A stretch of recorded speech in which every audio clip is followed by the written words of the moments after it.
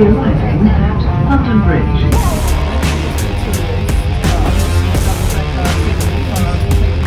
Hi, I'm Anastasia, and on the 3rd of November 2023, I made my dream come true. And here is my first vlog about our moving and how we ended up on the streets of London, nearly homeless.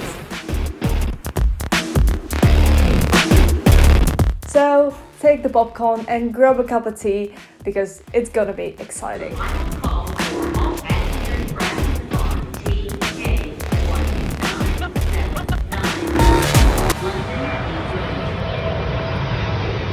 Our journey started in Armenia on the 2nd of November. We arrived to the airport, and let me tell you, my air phobia was severe. And also I had problems with blood pressure because of going from one Armenian region to another to get to the airport.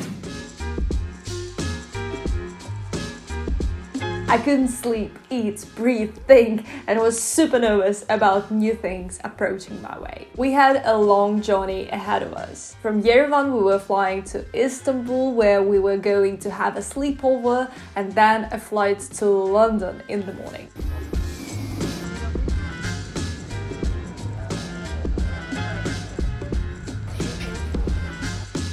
The thing is, I caught a cold, but more likely it was COVID. I felt sick during the whole journey. The most terrible thing about this trip was the night at Istanbul Airport, because we were both really tired and also was sick, as I said, and I was trying to get some sleep, falling asleep, and then waking up in panic, thinking that I was going to die right away. And then I was going back to sleep, and it repeated again and again and again until our flight in the morning.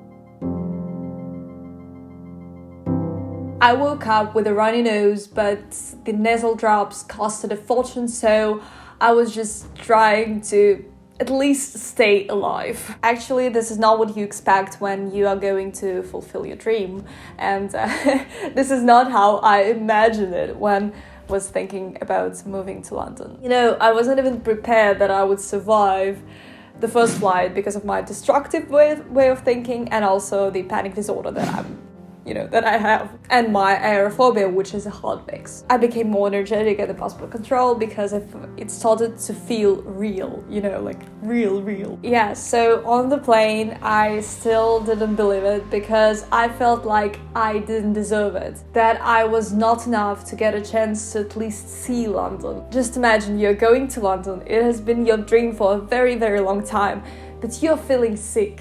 You have a runny nose, you haven't slept for 2 days, and you're like completely lost in time and space. So it's a really, really strange and not standard experience that you think about. So many years of trying, a year of hard work on all the cases, all the visas, problems, processes, etc. And here I am on the plane to London. I mean...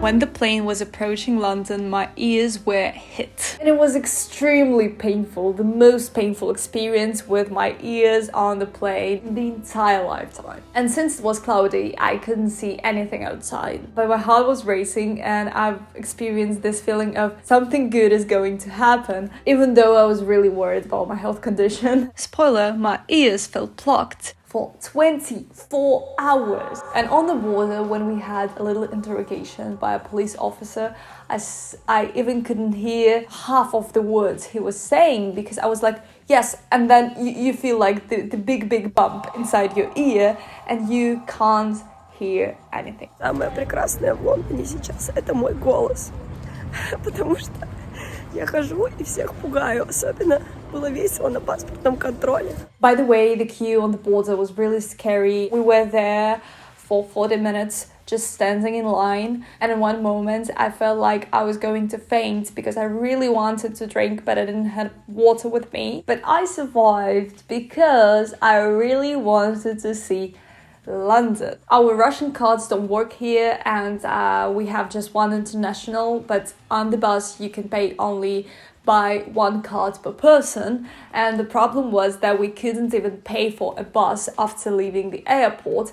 And there was a really nice driver. She actually let us in and said, okay, never mind. By the way, this is actually my core memory. I used to think that red buses in London is just something like a touristic attraction, and that you can board one of the red buses somewhere in the city centre and just go around the city centre and see London.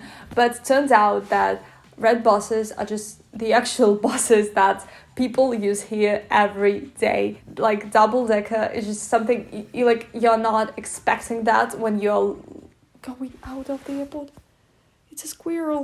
I want to record it. Yeah, actually we are living in a wonderful place and I've just recorded a squirrel. Everything crashed, all my microphones and everything, but it's a cute little squirrel outside my window. Oh my god. But it's so wonderful that double-deckers are actually the buses that people use every day. So we left the airport, and again, this is my core memory, because the first thing I saw, I remember it so clearly right now, was the double deck. And I was just, oh my god. You know, like seeing this in real life just near the airport when you expected it somewhere in the city center. It's crazy, you know, it's like, it's so great. And there was a very funny story with our hotel. We booked the Ibis, I don't know, it's a French network of hotels around the world. We arrived there and it was really crazy because the driver went past our stop and we didn't know that we had to press the button, the different stops. So we had to go by foot for 5 or 7 minutes to this hotel to find out that this was the wrong hotel because it was just Ibis, but we booked Ibis Budget, which was 3 or 4 bus stops away from where we were, but we had to go by foot because we didn't have cards. So we were, you know, like imagine 2 of us, we were going with 2 suitcases with the heaviest backpacks because we had all our life there in 2 suitcases and 2 backpacks. And we were like going, I felt sick and I already had a fever, a temperature, and I didn't know about that. So I was like, oh my god, I feel really sick. Why is that? So we went by foot for probably 20 or 30 minutes to get to our hotel to find out that we can go to our room in just 2 hours because it wasn't the time for check-in. But fortunately, they made room earlier, and a big thank you for them. On this day we also were supposed to go to the post office and get our BRPs, but since I was so sick I fell asleep really early and I couldn't even move, so we bought 2 pizzas at Domino's, which was a very, again, surreal experience because we were living near Heathrow and we saw the planes landing right near our hotel. This was wonderful, really wonderful. The best experience I think ever in terms of the place to live, because it's not really loud as you're expecting it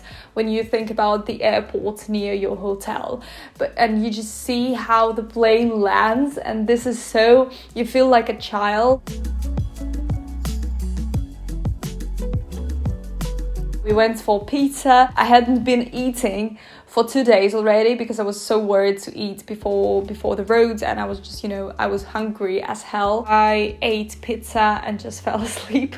So our BRPs we were supposed to get the next day, but we didn't know that on weekends the post office didn't work. We went there on Monday and got our BRPs. I guess all this experience feels surreal, and only now I'm getting back to the reality, only after moving to the apartment. So I would like to stop here and divide my story into 2 parts, which is first where I'll tell you about our moving process and that same story of how we were nearly homeless on the streets of London.